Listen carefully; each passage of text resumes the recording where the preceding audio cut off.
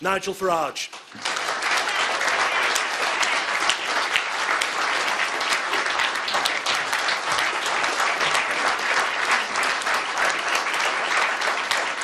Thank you. Well, good morning, everybody, and thank you for that welcome. We do, as a party, believe in Britain. In fact, we're the only party with the self-confidence and belief in this nation to say that we actually believe that not only could we, but that we should govern our own country, make our own laws, and negotiate our own international trade deals. And we are the only party standing in this general election saying we want a trade deal with Europe. We want to be good neighbours with our European friends, but we desperately seek a referendum so that we can set this country free from political union. And there is no third way. There is no renegotiation of any value that is to be had in Brussels. Now, our position is perfectly clear. We want our country back. And then, and only then, can we actually control our borders?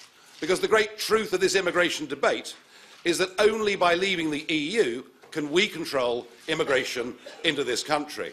So we're the only party here that's got a credible plan for immigration and a positive vision. We want an Australian-style point system so that we can choose the quantity and type of people who come to live, work and settle in our country.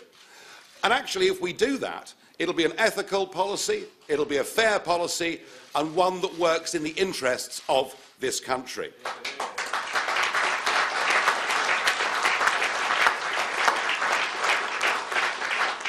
So we simply won't allow foreign criminals to come into this country. And all migrants that come to Britain will have to have their own health insurance. And nobody will be able to access the benefit system until they've been in Britain for 5 years, paid their taxes and obeyed the law. Something, of course, that is, again, only possible outside membership of the European Union. And we recognise that that big reduction in numbers will take huge pressure off our primary schools, off our accident and emergency hospital services, off our GPs, and indeed, increasingly, off our housing crisis. In fact, how can any party plan for the future of public services if they don't know, in the next 5 years, within the nearest million people, how many will actually be in this country? This manifesto is entitled Believe in Britain, but it equally could have been entitled, slightly longer, Believe in the British people, because we do. But what we've seen is a country in which the rich have got richer and the poor have got poorer. We see our politics now increasingly dominated by the giant corporate business interests, to the huge disadvantage of the 5 million men and women that run their own small businesses in this country. Ordinary people have been left behind, and they've simply got nobody to speak for them. Well, UKIP has a plan. We genuinely want to make working people better off, and we will do that by leading the charge and making the argument for a low-tax revolution. We genuinely want to make work pay. We want people to have incentives to do better, and we believe that that will unleash a kind of economic dynamism that has not been seen in this country for a very long time. So yes, we're still campaigning for no tax on the minimum wage up to earnings of £13,000 a year. We want to raise the threshold at which people start paying 40p tax to £55,000 a year. We want to introduce a new 30p tax band for those earning between £45,000 and £55,000 a year. And of course, we want to remove inheritance tax, which is now one of the biggest barriers to young people getting on to the housing ladder.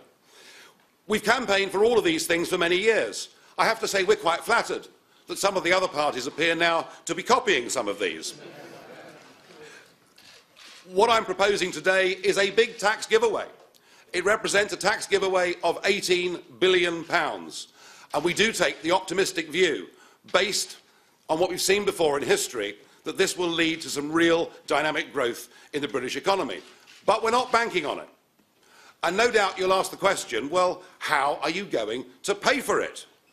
In fact, many of the journalists have been asking this at the other press conferences and manifesto launches this week, to which I couldn't see any credible answer at all. What we have done here is to produce a fully costed manifesto where our spending and saving commitments have been verified by the independent think tank, the CEBR. I believe what we've done with this document is to set a new gold standard for how manifestos in this country should be produced, and at the moment, nobody else can match it.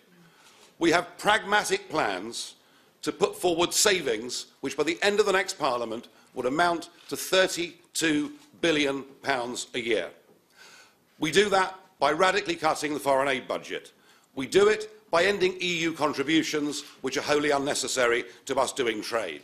We do it by scrapping vanity projects such as HS2.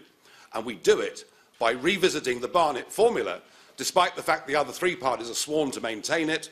We do it by revisiting and changing the Barnett formula to give Wales and England a better and fairer deal.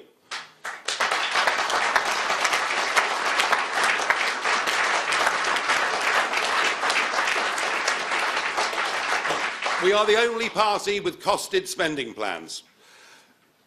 And that leads on to all of our other policy commitments.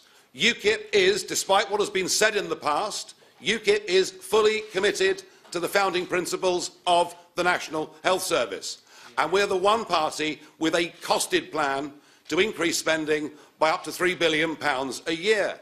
We want to train 20,000 extra nurses, 8,000 extra GPs, 3,000 more midwives. And the need to do this is great, as our rapidly increased population has put an intolerable strain on health services in this country. And we also want to end the tax on illness by scrapping hospital parking charges.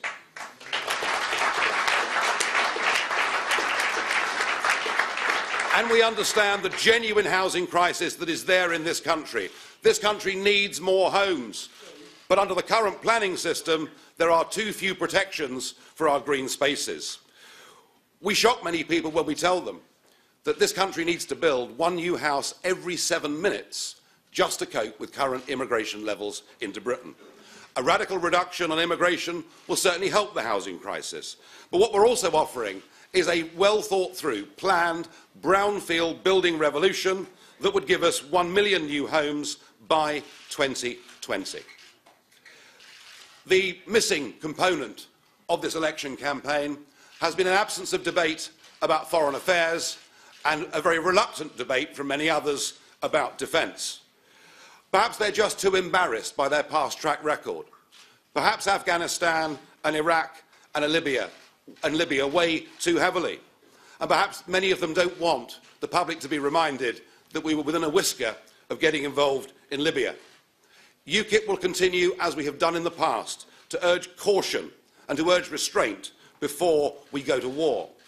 But we also recognise we're living in a very unstable world in which there are genuine threats. And we think the political class have got it completely wrong about defence. We think defence does matter. We think it's there in the hearts of the British people. And we will commit, again, fully costed, to spending the 2% that is required by NATO. We will spend 2% on our defence spending initially, but would look to increase it substantially after that.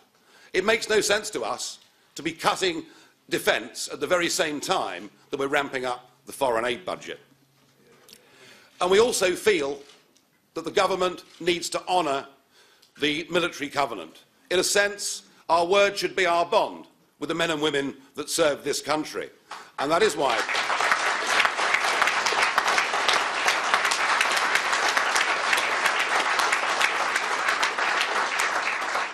we want a dedicated Minister for Veterans to make sure that our guarantee for jobs for ex-service men and ex-service women is carried out.